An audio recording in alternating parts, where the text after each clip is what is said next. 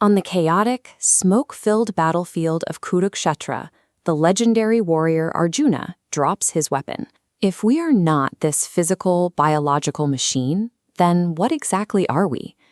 Krishna explains that the physical body is merely a temporary machine.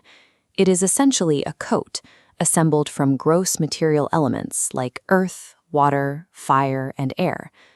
The true self is the spirit soul operating inside that machine. According to the ancient Vedic texts, this soul is incredibly small. Its physical dimension is described as exactly 1/10,000th part of the top of the tip of the hair. But that microscopic spark has a core property. It is eternal. It is never born, and it never dies, even as the biological machine surrounding it rapidly ages and breaks down. When that physical machine finally fails, the eternal soul simply transfers to a new one. It changes physical bodies the exact same way a person changes their clothes.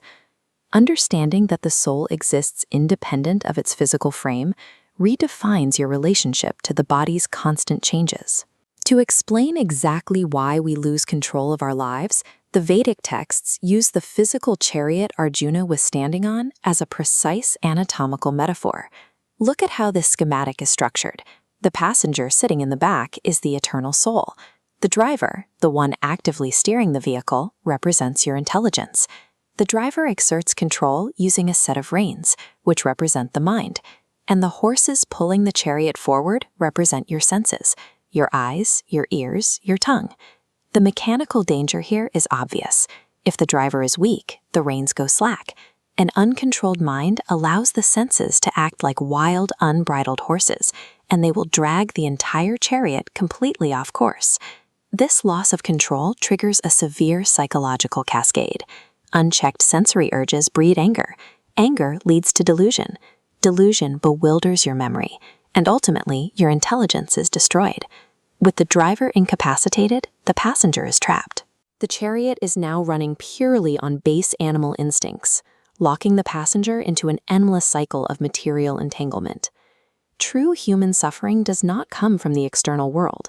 It comes from our own internal mechanics failing to regulate our sensory horses. Arjuna hears this breakdown and lodges a logical protest. He argues that trying to control his obstinate, turbulent mind feels harder than trying to capture the raging wind. Historically, people have tried to capture that wind through artificial suppression.